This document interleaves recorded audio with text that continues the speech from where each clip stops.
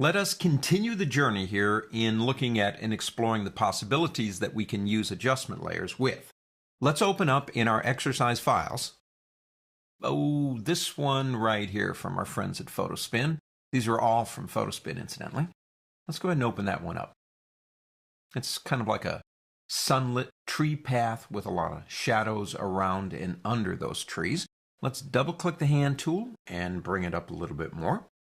Come over here. We'll use this button again right there. And when we select it, here's the second set, if you will.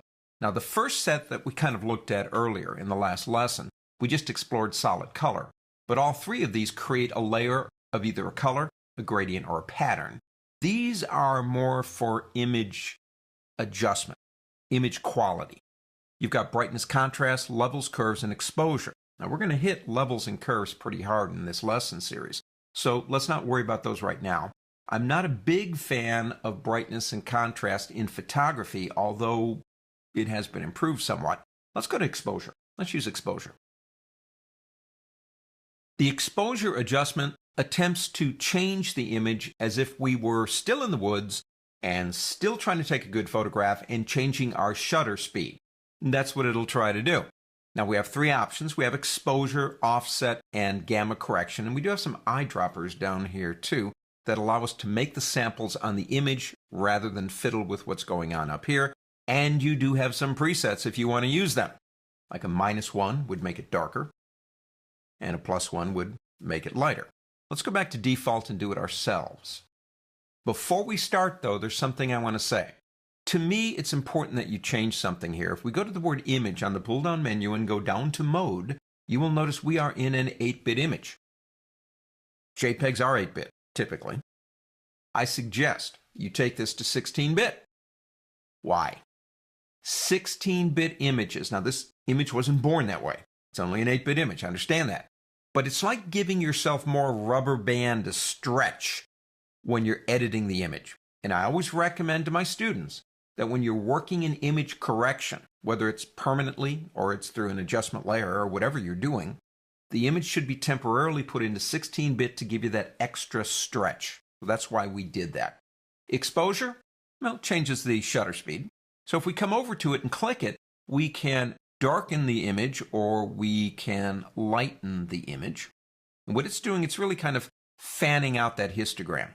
So let's take it up and lighten it a little bit. Small moves are important here. You don't want to make large moves. You're going to flatten the image out. Offset kind of works the opposite, in my opinion, of exposure. Seems to work the opposite way. But in reality, it's working more with the mid to quarter tones. So it has a little bit more control. Now, if you go one way or the other way too far, you're going to flatten the image out. So you don't want to use a lot.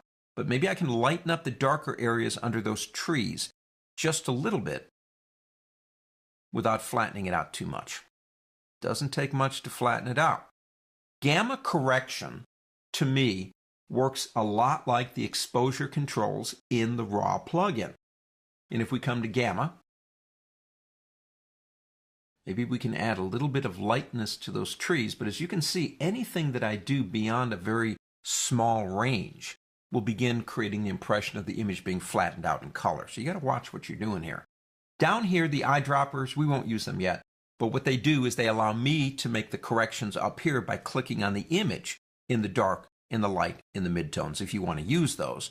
This button right down here will show you the before and the after.